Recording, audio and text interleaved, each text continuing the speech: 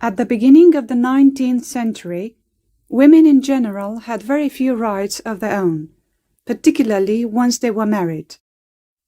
Within the royal families of Europe, the practice of an arranged marriage was the norm of the day.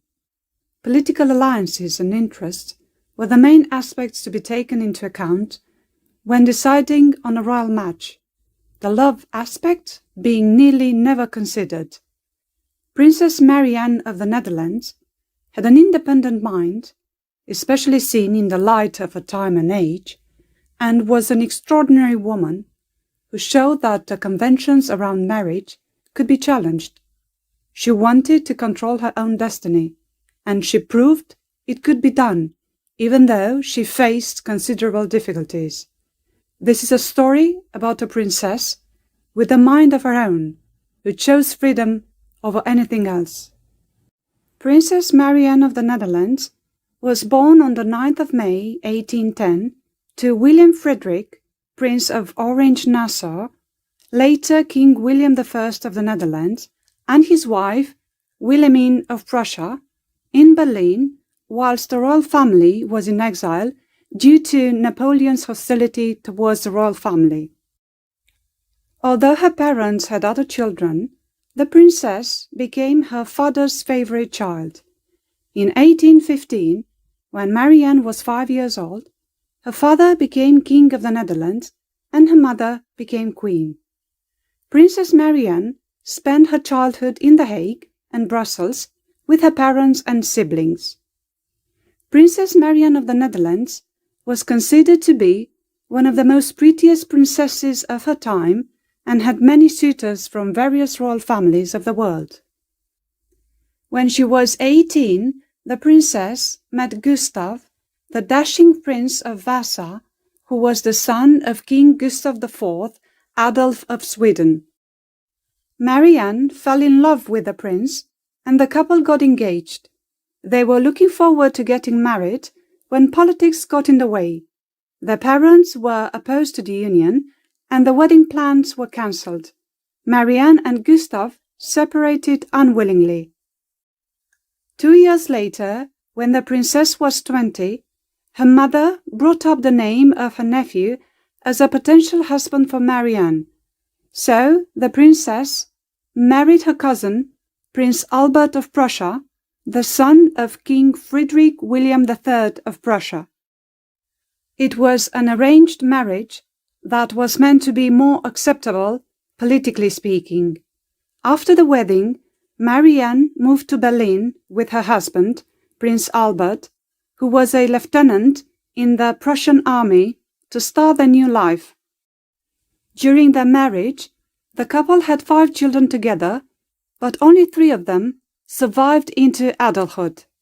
Charlotte, born in 1831, Albert in 1837, and Alexandrine in 1842.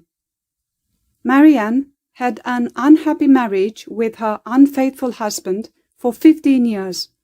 Prince Albert had a string of affairs with different women, and Princess Marianne was supposed to be docile and accepted. Her attempt to escape the unhappy marriage met its first hurdle when she complained to her father about her husband's infidelity. When Marianne mentioned she wanted to get out of the royal union, her own family were not supportive of her divorcing the Prussian prince. Their answer was that Marianne had to put up with the situation and stay in the marriage. They attempted to dissuade her from divorcing her husband, but Marianne would have none of it. Trapped in an unhappy marriage, the princess came to the conclusion that she could not endure her husband's behavior anymore. After all, she was still young and realized she could have a different life. It was easier said than done. Yet Marianne had the courage to divorce her husband in a day and age when that was considered an almost impossible thing to do. Even her brother, who was King William II of the Netherlands from 1840, and his Russian Grand Duchess, Anna Pavlovna, ignored her pleas for support and understanding. But Marianne would not be discouraged. She was a strong and passionate woman who believed in a different future.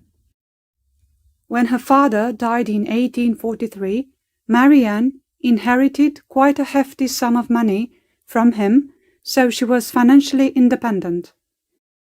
One day, 3 years after the couple's last child was born, weighing up her options, Princess Marianne decided to escape the marriage. The princess left Berlin for the Netherlands and announced her family she would not come back. From that moment on, she would be on her own. After a while, Marianne met Johannes van Rossum, and he became her secretary, confidant and lover. When her marriage was officially dissolved in March 1849, her children remained with her husband, the prince. He was actually more interested in a new marriage rather than caring for his children.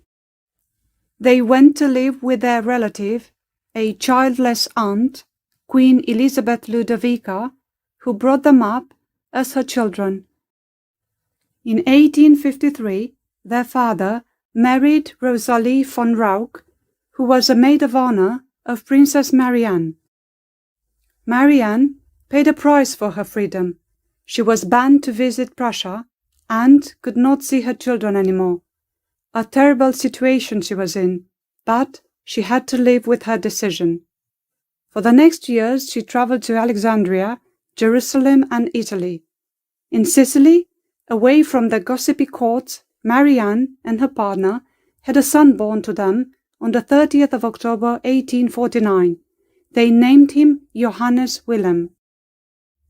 When the princess became an outcast, and both the Prussian and the Dutch royal courts decided to reject any contact with her, Marianne remained in Italy with her new family for the next 3 years. 2 years later, they moved to a castle in Bohemia, where they lived for a while until 1855, when the couple decided to move to a small town called Erbach.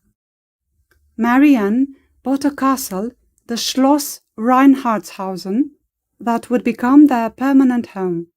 She renovated the castle and transformed it into an enchanting little palace.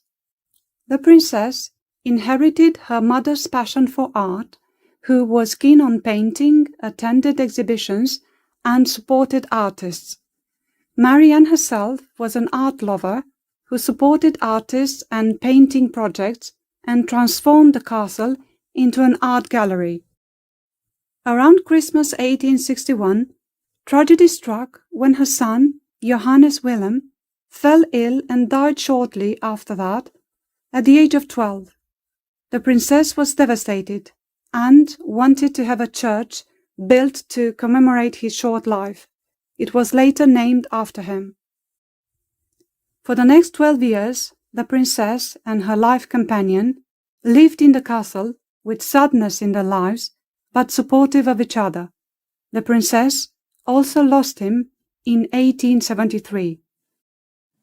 Her Prussian son, Prince Albert, contacted his mother after many years, wanting to speak to her. So many years had passed, but the old princess was finally able to see him again, and they could see each other. Mindful of his parents' unhappy marriage, the prince married rather late in life. When Marianne died in 1883, at the age of 73, her estate was inherited by her son and later by her grandson. A free and independent spirit who wanted to be in charge of her own destiny, Princess Marianne had a life full of challenges, but she was able to overcome them through her own inner strength when all the people around her deserted her. It is difficult to say whether she chose the right path in life or not, but at least she was not afraid of trying a different life. After all, I guess Nietzsche was right when he said, "You have your way, I have my way. As for the right way, the correct way, and only way, it doesn't exist."